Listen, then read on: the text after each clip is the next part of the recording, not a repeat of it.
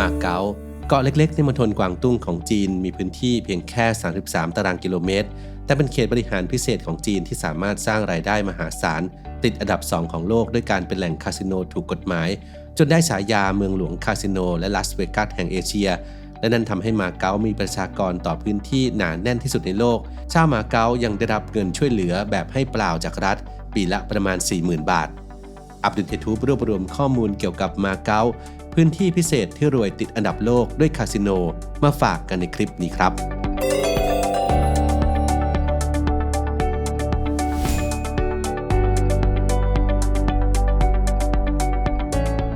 1. อาณานิคมยุโรปแห่งแรกและสุดท้ายในเอเชีย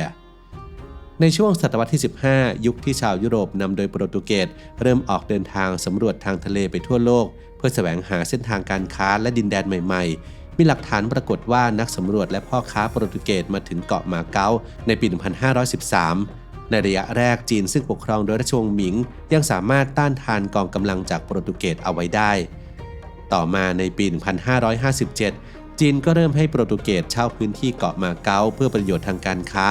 ก่อนที่จะกลืนเข้าเป็นส่วนหนึ่งของอาณานิคมของโปรตุเกสไปในที่สุดและกินเวลายาวนานถึง 442 ปีโปรตุเกสจึงค่อยคืนมาเก๊าให้กับจีนในปี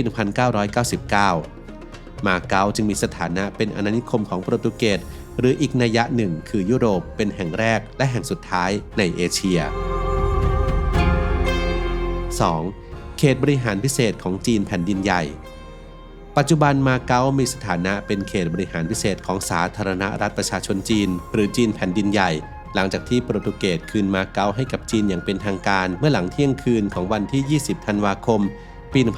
1999 ทำให้จีนปกครองมาเก๊าแบบ1ประเทศ2ระบบเช่นเดียวกับฮ่องกงคือมาเก๊ามีกฎหมายปกครองตนเองมีรูปแบบทางเศรษฐกิจกฎเกณฑ์ด้านการลงทุนที่ผ่อนปรนมีสกุลเงินปาตากาที่ใช้กันมาตั้งแต่สมัยโปรตุเกสปกครอง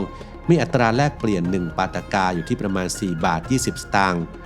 มาเก๊ามีผู้นำของตนเองแต่ก็ยังคงขึ้นตรงกับแผ่นดินจีนโดยแม้จะมีการเลือกตั้งผู้ว่าการเกาะมาเก๊าแต่ก็ไม่ได้เป็นการเลือกตั้งทางตรงโดยประชาชนแต่เป็นการเลือกมาจากคณะกรรมการการเลือกตั้ง 400 คนที่เป็นตัวแทนจากภาคส่วนต่างๆในมาเก๊าและต้องสาบานตนว่าจะสวามิภักดิ์กับจีนมีวาระการดำรงตำแหน่ง 5 ปีทั้งนี้มาเก๊าไม่มีปัญหาเรื่องการเรียกร้องประชาธิปไตยหรือการชุมนุมประท้วงเหมือนอย่างในฮ่องกงโดยจีนกำหนดให้มาเก๊าดำรงสถานะเขตบริหารพิเศษในการปกครองของจีนไปจนถึงปี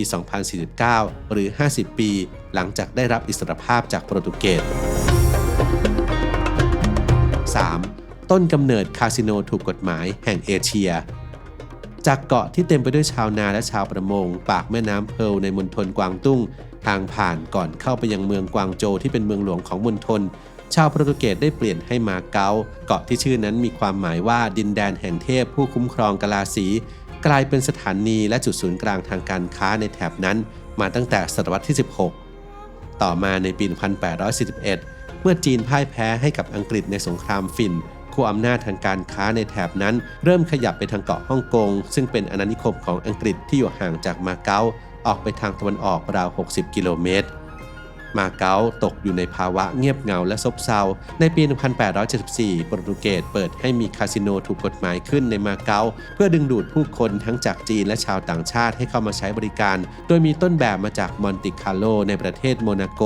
และทำให้มาเก๊าเริ่มเป็นที่รู้จักในรูปลักษณ์ใหม่และได้รับการยอมรับในฐานะเมืองหลวงคาสิโนแห่งเอเชียและลาสเวกัสแห่งเอเชียในเวลาต่อมา 4. คาสิโนสร้างรายได้มหาศาลให้กับจีนนักธุรกิจท้องถิ่นจากฮ่องกงมีส่วนสำคัญอย่างมากในการผลักดันให้มาเก๊าประสบความสำเร็จอย่างต่อเนื่องแม้ในระยะแรกจะดูเหมือนมีกลุ่มทุนผูกขาดเพียงไม่กี่รายแต่หลังจากโปรตุเกสคืนมาเก๊าให้กับจีนมีการจัดสรรใบอนุญาตประกอบกิจการคาสิโนให้กับชาวจีนและกลุ่มผู้ร่วมทุนจากต่างชาติอย่างเหมาะสม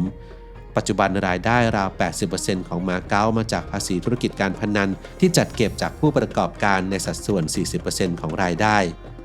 ในปี 2019 ผู้ได้รับใบอนุญาตอย่างเป็นทางการจากรัฐรวม 6 รายซึ่งเป็นผู้บริหารคาสิโนในมาเก๊ารวม 41 แห่งสามารถทำรายได้ราว 3.6 หมื่นล้านดอลลาร์สูงกว่าคาสิโนในลาสเวกัสถึง 6 เท่าตัวทั้งที่ลาสเวกัสมีจำนวนคาสิโนมากกว่าคือ 144 แห่ง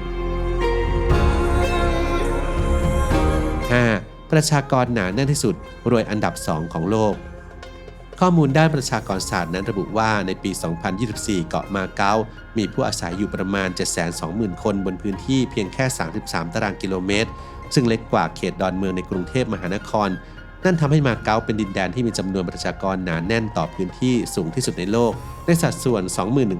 21,892 คนต่อตารางกิโลเมตร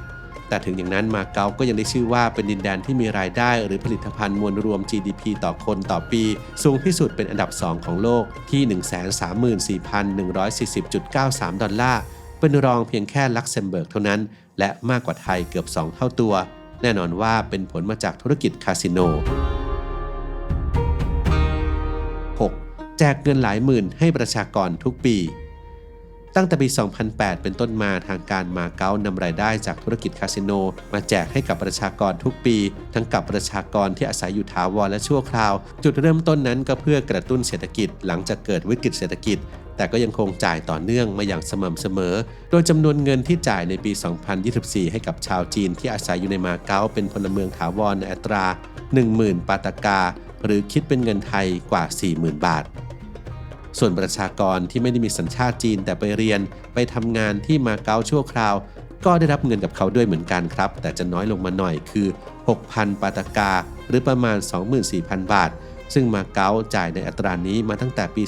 2019 นับเป็นเงินให้เปล่าที่ประชาชนสามารถนำไปใช้อะไรก็ได้คล้ายกับเงินปันผลที่แบ่งปันคืนให้กับประชาชนทุกคนทั่วหน้า 7. ผสมผสานวัฒนธรรมจีนและโปรตุเกสด้วยเหตุที่มีโปรตุเกสเป็นเจ้าอาณานิคมมานานกว่า 400 ปีทำให้มาเก๊าเกิดการผสมผสานทางวัฒนธรรมตะวันออกและตะวันตกระหว่างจีนและโปรตุเกสเข้าไว้ด้วยกันอย่างเหนียวแน่นและแม้จะเป็นเพียงแค่เกาะที่มีพื้นที่เล็กๆแต่ย่านเมืองเก่าของมาเก๊าก็ได้รับการขึ้นทะเบียนเป็นมรดกโลกด้วยกลุ่มอาคารรวมกว่า 20 หลังที่มีทั้งบ้านขุนนางเก่าค่ายทหารหอสมุดจัตุรัสและศาสนสถานโดยเฉพาะอย่างยิ่งซากประตูของโบสถ์เซนต์พอลสัญลักษณ์ของมาเก๊าที่ไม่ว่าใครก็ต้องมาถ่ายรูปเช็คอินให้รู้ว่ามาถึงมาเก๊าแล้วที่นี่เป็นด้านหน้าของโบสถ์มาแตเดอีและเป็นส่วนหนึ่งของมหาวิทยาลัยแบบตะวันตกแห่งแรกในเอเชียตะวันออกสร้างขึ้นตั้งแต่ต้นศตวรรษที่ 17 ก่อนที่จะเกิดเพลิงไหม้ในปี 1835 จนเสียหายเกือบทั้งหลังและได้รับการบูรณะขึ้นมาใหม่รวมไปถึงขนมทาร์ตไข่แป้งพายกรอบเนื้อทาร์ตไข่หนานุ่มหน้าไหม้ต้นตำรับเจ้าดังที่มีให้เลือกมากมายอีกหนึ่งมรดกทางวัฒนธรรมด้านอาหารในหมวดของหวานที่มีต้นกำเนิดในเมืองลิสบอนซึ่งชาวโปรตุเกสพาข้ามน้ำข้ามทะเลมาถ่ายทอดสูตรไว้ที่มาเก๊า 8. ตึกระฟ้ารูปร่างแปลกตาคาสิโนในมาเก๊าไม่ได้เป็นเพียงแค่สถานที่สำหรับเล่นการพนันเท่านั้นแต่ยังรวมไปถึงสิ่งอำนวยความสะดวกที่ครบครันอาทิร้านอาหารและโรงแรมและโดยพื้นที่อันจำกัดจึงไม่น่าแปลกใจที่เราจะสามารถพบเห็นตึกระฟ้าตั้งตระหง่านในมาเก๊ามากมายอาทิโรงแรมมอร์เฟียสในเครือ City of Dream ที่ดูสูงโปร่งทันสมัยมีด้วยกันถึง 40 ชั้นออกแบบโดยสถาปนิกชั้นนำระดับโลกที่ผสมผสานวัตถุหลักอย่างเหล็กกล้าและกระจกได้อย่างลงตัวภายในประกอบไปด้วยลิฟต์แก้ว 12 ตัวและล็อบบี้ที่สูงถึง 40 เมตรรวมไปถึงชิงช้าสวรรค์โกลเด้นริวที่เป็นรูปตัวเลข 8 แห่งแรกและสูงที่สุดในทวีปเอเชียที่ระดับ 130 เมตรตัวเลข 8 นั้นถือได้ว่าเป็นตัวเลขนำโชคของชาวจีนจึงนำมาเป็นโครงสร้างของชิงช้าสวรรค์ที่ตั้งอยู่ตรงกลางเชื่อมระหว่างตึกแฝดของสตูดิโอซิตี้ประกอบไปด้วยตู้โดยสาร 17 ตู้จุผู้โดยสารได้ตู้ละ 10 คนนอกจากนี้ยังมีการกระโดดบันจี้จัมป์จากตึกมาเก๊าทาวเวอร์ที่เคยครองแชมป์โลกอยู่หลายปีในฐานะจุดกระโดดบันจี้จัมป์ที่สูงที่สุดในโลกที่ระดับความสูง 233 เมตรทำความเร็วได้สูงสุดประมาณ 200 กิโลเมตรต่อชั่วโมงแต่ปัจจุบันเสียแชมป์ให้กับสะพานกระจกที่จางเจียเจี้ยในมณฑลหูหนานไปเรียบร้อยแล้ว